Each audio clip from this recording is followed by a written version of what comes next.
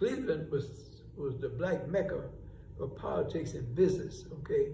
Mainly because a lot of our people from the north, and we was not discriminated against, but we was more or less independent. We had jobs and we didn't know how to suck up to other, didn't have to be around other people, so we were a lot more progressive and we was organized. I remember when Carl Stokes was a state representative out of Cleveland, okay?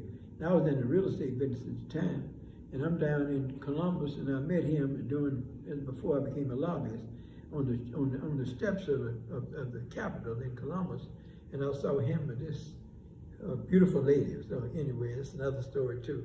But we talked, and I said, "Man, you gonna run?" He had ran the first time and he lost. Okay, he said, "You gonna run again?" A guy called him Champions. He's a Gold Glove fighter like me. He said, "Yeah, if you guys support me like you did before." I said, "What you mean?" He said, "You know, I could have won if we had got together."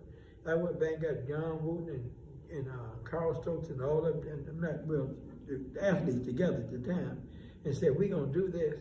So that's when we formed the African American organization, okay, and American. So we started politics and organized people running for office.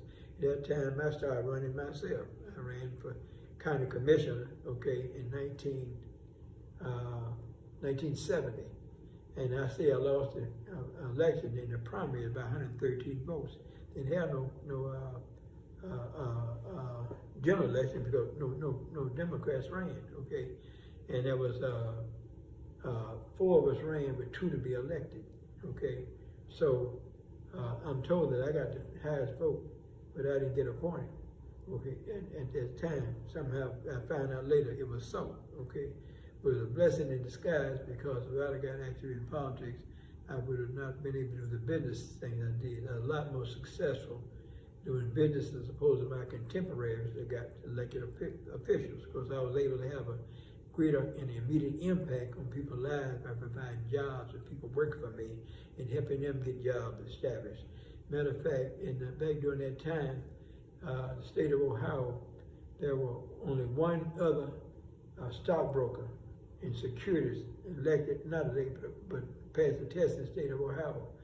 And together with 4 of my contemporaries, including Fred Harris, my brother-in-law, young Logan, and it was 5 of us that was involved in it. George Freeman.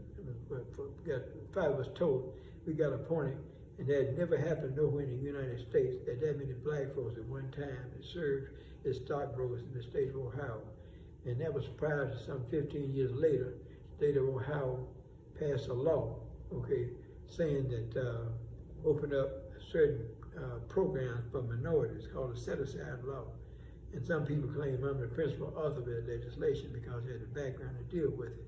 But at the time, Governor James A. Rose, the greatest politician we ever had, was Republican, but he's so-called moderate Republican. As a matter of fact, he had been in business with one of my ex-father-in-laws named Mr. Corbett out of Portsmouth, Ohio, and Mr. Vern Rife. You heard of him? He was at Rife Center in Columbus, Ohio, named after him, okay? And they had established businesses, and they was very active, and so they opened up a lot of doors for black folks to do business with the state of Ohio.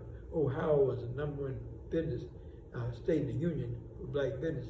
Emanates, I would have to think, Malecon started in Mahoning Valley, and then down to Cleveland and Columbus, and then around the state, and that whole thing reverberated a whole lot around the United States. People still recall that right now.